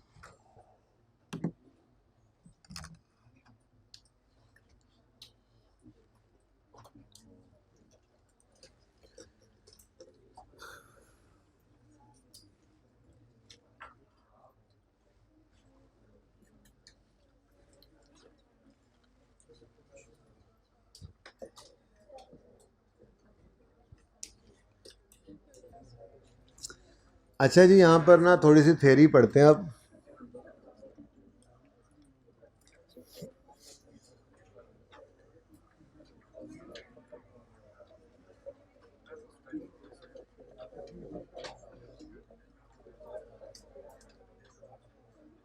अच्छा एक क्वेश्चन है मेरा आपसे,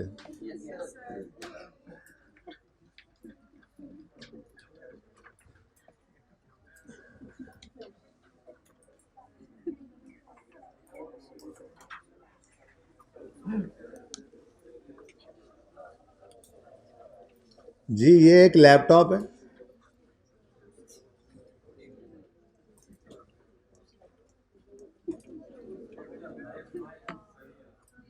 माइक बंद हो गया, बंद हो गया था माइक। अच्छा, ये एक लैपटॉप है। इस लैपटॉप को हार्डवेयर कहा जाता है, ठीक है। अच्छा, इस लैपटॉप के अंदर सॉफ्टवेयर होते हैं, ठीक है। अब ज़रा ध्यान से बात सुनिएगा। ये लैपटॉप के अंदर एक सिस्टम सॉफ्टवेयर होते हैं। मिसाल के तौर पे ऑपरेटिंग सिस्टम कहते हैं विंडोज़ को। एक आईटी क्लास शुरू होगी, कल वेबसाइट कॉस्ट पढ़नी है, स्टैंडर्ड्स हो सके तो ले आना, मैं ओरिजिनल स्टैंडर्ड से आपको चातियाँ मरवाऊँगा उस पर, ठीक है ना। वो सारा कुछ उसमें लिखा हुआ है। बी पार्ट ले आइएगा, ठीक है, क्योंकि उसमें ना ए पार्ट के अंदर ओरिजिनल स्टैंडर्ड्स हैं, बी पार्ट के अंदर से हमने SIC पढ़ना है। SIC 32 वेबसाइट कॉस्ट के लिए है, वो स्टैंडर्ड इंटरप्रिटेशन कमेटी ने बनाए होते हैं, छोटे छोटे स्टैंडर्ड्स के बच्चे होते हैं ये, ठीक है। तो उसके लिए आप अगर हो सके तो अपना बी पार्ट ले आइएगा। अगर मैं कल उसमें से कुछ ना पढ़ाऊँ तो कोई नहीं, फिर परसों फिर ले आइएगा, ठीक है। सुने, अच्छा बात सुने। कुछ ऑपरेटिंग सॉफ्टवेयर सिस्टम सॉफ्टवेयर है ना, जैसे विंडोज़ है, विंडोज़ के बगैर इस लैपटॉप ने चलना ही नहीं है, ठीक है। अब नॉर्मली जब हम लैपटॉप ख़रीदते हैं तो इसके अंदर विंडोज़ भी इंस्टॉल हुई हुई आती हैं, ठीक है। अब मिसाल के तौर पे ये लैपटॉप हमने ख़रीदा 2,25,000 का, इसके अंदर 5,000 15,000 15,000 रुपये की मिसाल के तौर पे विंडोज़ की कॉस्ट भी शामिल है, जो विंडोज़ इसके अंदर इंस्टॉल हुई होगी, ठीक है। मेरे वाले वाला ना देखो, मैं ओरिजिनल नहीं कराई हुई। अच्छा, अब मेरा सवाल, क्या ऐसा होता है, आज तक कभी ऐसा हुआ हो, आपने देखा हो, आप FAR 1 भी तो पढ़ के ही आए हैं कि आपने कंप्यूटर ख़रीदा हो तो आप कहें जी कि इसमें लैपटॉप डेबिट 2,10,000 से, और इंटेंजिबल जिसका नाम सॉफ्टवेयर है वो डेबिट 15,000 और कैश क्रेडिट, ऐसा कभी सुना आपने? ऐसा नहीं होना चाहिए, ठीक है। अब इसके बारे में स्टैंडर्ड ये कहता है पैरा 4 के अंदर, अभी पढ़ाता हूँ आपको, कि ऐसा ये इस तरह का सॉफ्टवेयर है कि जिसके बगैर ये हार्डवेयर चल ही नहीं सकता, ठीक है ना। ये जो आपके सामने AC लगा हुआ है, इसके बीच में डिजिट्स आ रहे हैं 16, 15, प्रोग्रामिंग कुछ ना कुछ तो इधर भी हुई है ना, छोटा मोटा सॉफ्टवेयर तो इसमें भी लगा हुआ है ना, ठीक है। लेकिन आप सारे AC की कीमत को इंटेंजिबल नहीं, इसको टेंजिबल ही कहते हैं। इस छोटे सॉफ्टवेयर को अलग से आप इंटेंजिबल रिकॉर्ड नहीं कर रहे होते, ठीक है, क्योंकि इन इंटेंजिबल्स की नेचर ऐसी है कि इनके बगैर चल ही नहीं सकता, हमारा लैपटॉप चल ही नहीं सकता। गेम के बगैर लैपटॉप चल जाता है, वो कहता है मेरा वाला नहीं चलता। कंप्यूटर में गेम्स होती हैं, सॉफ्टवेयर है, क्या उसके बगैर लैपटॉप चल जाता है? बिल्कुल चल जाता है। अकाउंटिंग सॉफ्टवेयर है, फी प्रोसेसिंग सॉफ्टवेयर है। ये सॉफ्टवेयर मिसाल के तौर पे आपने अपने बिजनेस के अंदर अकाउंटिंग सॉफ्टवेयर लगाने, ट्रांजैक्शन रिकॉर्ड करने के लिए, या कॉलेज वालों ने फी प्रोसेसिंग सॉफ्टवेयर अपने लैपटॉप में इंस्टॉल करना तो है, तो ये भी इंटेंजिबल सॉफ्टवेयर है। क्या इसके बगैर लैपटॉप चल जाएगा? बिल्कुल चल रहा होता है, पहले चल रहा होता है, ऊपर गेम इंस्टॉल हो रही है, ऊपर सॉफ्टवेयर फी प्रोसेसिंग सॉफ्टवेयर इंस्टॉल हो रहा है, उसके ऊपर अकाउंटिंग सॉफ्टवेयर इंस्टॉल हो रहा है। तो ये वाले सॉफ्टवेयर जो हैं इनको इंटेंजिबल कहा जाता है, ठीक है। ये बारीक सा फर्क था, ठीक है। अब स्टैंडर्ड इस बारे में क्या कहता है, जरा पैरा 4 पढ़ के देखते हैं, पेज नंबर 3 के ऊपर।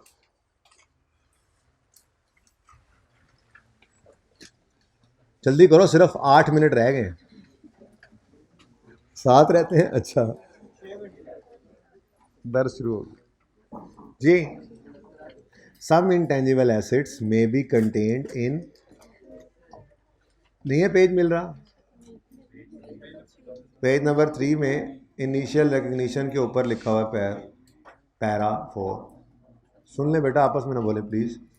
सम intangible assets may be contained in or on a physical substance such as a compact disc in the case of computer software, legal documentation in case of licence or patent or film. ये बात मैंने आपको पहले दिन बता दी थी कि आपने अगर सॉफ्टवेयर सीडी के अंदर है तो सॉफ्टवेयर को इंटेंजिबल को टेंजिबल नहीं कह देना। आपने आपको ये देखो सीडी है ना फिजिकल सब्सटेंस, या आपको लाइसेंस मिला है अगर 10 साल के लिए माइनिंग का या फिशिंग का, तो उस लाइसेंस को सफ़े को आपने इंटेंजिबल नहीं कह देना।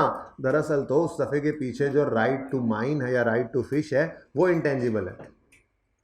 ऐसे ही सीडी के अंदर जो सॉफ्टवेयर है वो इंटेंजिबल है। ये बात तो हमने स्टार्ट नहीं कर दी थी, ठीक है। आगे वो कहता है in determining whether an asset that incorporates both intangible and tangible should be treated under IS 16 or as an intangible under this standard, an entity uses judgment to assess whether which element is more significant. अब ये आया उसकी तरफ जो मैंने अभी बताया, laptop है उसमें सॉफ्टवेयर भी है। अब ये कह रहा है पैरा 4 IS 38 का कि in determining whether an asset that, ऐसा एसेट जिसमें इनटेंजिबल और टेंजिबल दोनों मौजूद हैं, तो आया उसको IS 16 के अंडर ट्रीट करना है या उसको IS 38 में करना। सारा IS 38 में तो हो नहीं सकता। तो ये कहना चाह रहा है कि अगर कम्बिनेशन है टेंजिबल इंटेंजिबल दोनों का, तो फिर ये डिसाइड कैसे करेंगे आप कि सारे का सारा IS 16 में ले जाएं या उसमें से इंटेंजिबल को अलग करके IS 38 में लाएं। तो उसके लिए स्टैंडर्ड ने कहा use your judgement, use your जज। तो ये मैं आपको जजमेंट ही यूज करवा रहा था, आपने ही जजमेंट यूज करके मुझे बताया कि जो सिस्टम सॉफ्टवेयर हैं जैसे ऑपरेटिंग सॉफ्टवेयर जिसके बगैर हार्डवेयर चल ही नहीं सकता, तो हम नॉर्मली उसको ऐड करके ही इंटेंजिबल के टेंजिबल का PPE की कॉस्ट का पार्ट बनाकर ही उसको रिकॉर्ड कर देते हैं, और जो बाद में हम सॉफ्टवेयर इंस्टॉल करके चला रहे होते हैं उनको हम नॉर्मली इंटेंजिबल कहते हैं। यही जजमेंट थी, इसी के बारे में उसने अब आगे एग्जांपल दी। क्या कहता है? For example computer softwares for a computer software for a computer controlled machine tool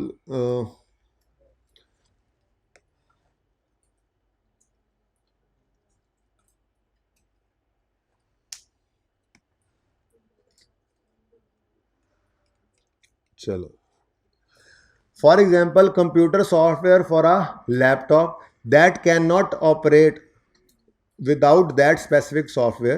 computer software for a laptop है, ठीक है, और उस लैपटॉप का चलना मुहाल है उस सॉफ्टवेयर के बगैर। Without aspect is an integral part of related hardware and it is treated as property plant and equipment. क्या कह रहे हैं जी कि ऐसा सॉफ्टवेयर जो उस हार्डवेयर के लिए इतना ज़रूरी है कि उसके बगैर वो चल ही नहीं सकता, तो उसको IS 16 के PPE बना लो। The same applies to operating system of a computer. जिस ऑपरेटिंग सिस्टम में आप एग्जांपल ले सकते हो विंडोज़ की, आईफोन वाले iOS की, एंड्रॉयड वाले एंड्रॉयड की। ये सब क्या है? हाँ, सॉफ्टवेयर। ये वाला सॉफ्टवेयर उड़ जाए हम बंद हो जाता है मोबाइल। ये सॉफ्टवेयर उड़ जाए तो ये कौन सा सॉफ्टवेयर है? Operating software. ये कौन सा है? वो जो इंटेग्रल पार्ट है जिसके बगैर ये हार्डवेयर चल ही नहीं सकता। तो आपने कभी भी अपने सॉफ्टवेयर को अलग से इंटेंजिबल नहीं बनाया। मोबाइल लेते हैं, मोबाइल की पूरी कीमत के अंदर वो सॉफ्टवेयर की कीमत भी शामिल है और हार्डवेयर की भी शामिल है, ठीक है।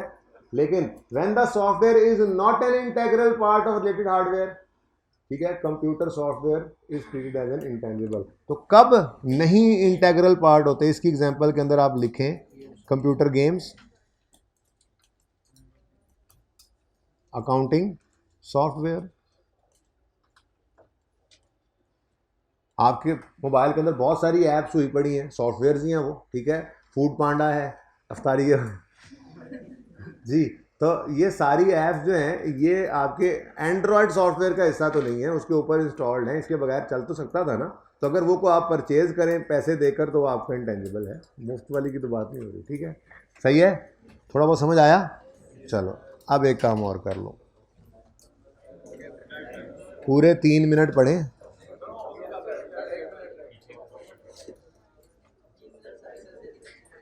अच्छा, ये ना थ्योरी मैंने पढ़ानी थी, तो फिर ये आप ज़रा घर से पढ़ के आए, कल मैं इसको दोबारा पढ़ाऊँगा। देखें इधर, देखें इधर, देखें, बहुत मिलती जुलती बात है IS 16 से, ठीक है। आप एक काम करें ना, आप ये पैरा 25 काट दें, आप भाग के सारा काम होगा है।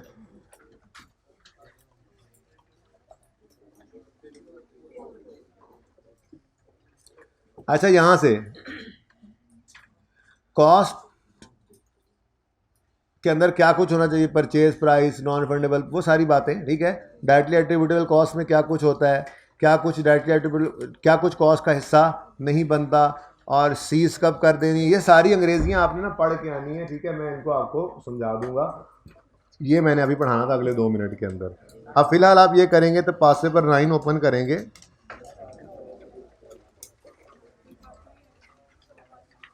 क्या कह रहे हैं, वही पढ़ा ही दें सर? सर वही पढ़ा दें, पासेबल 9 रहने दें हैं? हाँ हाँ,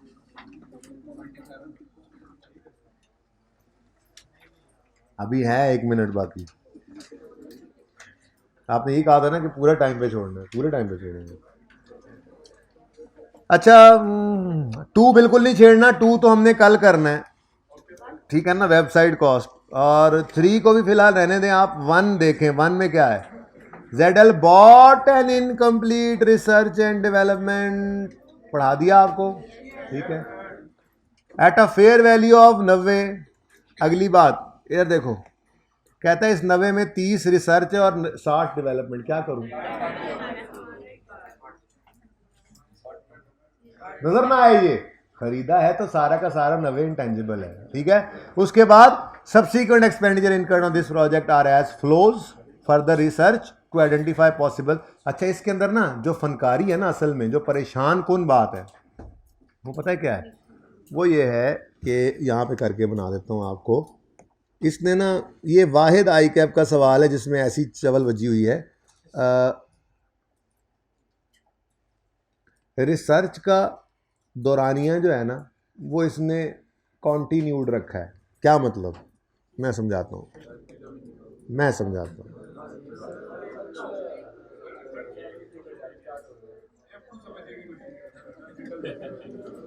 चले, कल मैं यहीं से बात शुरू करूंगा, लेकिन जिन्होंने सुनना है, जो इंटरेस्टेड है इस बात को सुनने में, वो तो सुन ले, ठीक है। थोड़ी सी बात सुनो प्लीज। अच्छा सुनो, आखिरी बात देखिए, वैसे आज तक ऐसा होता रहा है कि रिसर्च खत्म होकर डेवलपमेंट शुरू होती थी। सवाल में ना इसने बड़ा अजीब काम चलाया है, रिसर्च कॉन्टिन्यूस रखी है, डेवलपमेंट को अलग रखा, कुछ अर्सा पूरी डेवलपमेंट चला के फिर अच्छी डेवलपमेंट कर दी। तो ये ज़रा पढ़ते हुए ऐसा परेशानी अगर आए तो उसको अप्लाई करके, मैं कल करवाऊंगा लेकिन आपने ट्राई करना है। 9 का 1, ठीक है, 9 का 1। फीमेल स्टूडेंट्स पहले निकलेंगी, बाद में मेल स्टूडेंट्स निकलेंगे, उनसे पहले मैं निकलूँगा। चलें जी।